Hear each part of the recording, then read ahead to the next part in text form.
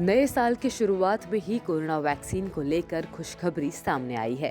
अहमदाबाद के 16 सिविल अस्पताल में चल रहा वैक्सीन ट्रायल सफलतापूर्वक आगे बढ़ रहा है।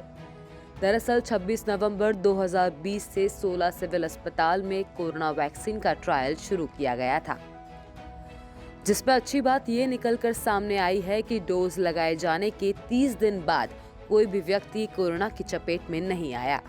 तो वहीं 25 दिसंबर को वैक्सीन का दूसरा डोज लगाने की तैयारियां शुरू कर दी गई है। इसके अलावा खास बात यह भी है कि वैक्सीन के डोज से किसी भी वॉलंटियर में साइड इफेक्ट नहीं देखे गए। कोरोना वैक्सीन ट्रायल का पहला डोज 26 नवंबर को दिया गया था, जिसमें भारत बायोटेक कंपनी की कोरोना वैक्सीन को डोज के लिए चुना गया था। पहले ट्रायल के लिए 16 सिविल अस्पताल में लगभग 500 वैक्सीन डोज भेजे गए थे। वैक्सीन के पूरे ट्रायल के दौरान 450 वॉलंटियर ने इसमें स्वयं हिस्सा लिया था, जिसके बाद सभी वॉलंटियर्स को वैक्सीन का पहला डोज दिया गया।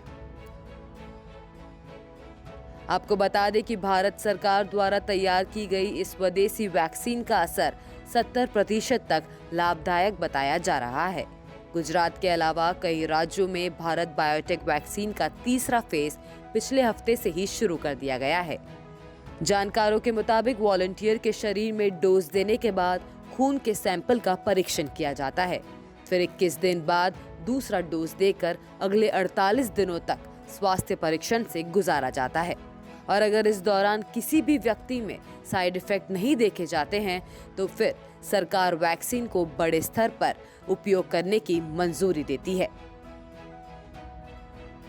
16 सिविल अस्पताल से मिली जानकारी के मुताबिक 25 दिसंबर को कोरोना वायरस की वैक्सीन ट्रायल का दूसरा डोज देने की तैयारियां शुरू कर दी गई है, जिसके मुताबिक आगामी 28 जनवरी तक सभी वॉलंटियर्स को दूसरा डोज लगा दिया जाएगा और फिर अगले 2 हफ्ते तक तमाम लोगों का मेडिकल चेकअप किया जाएगा।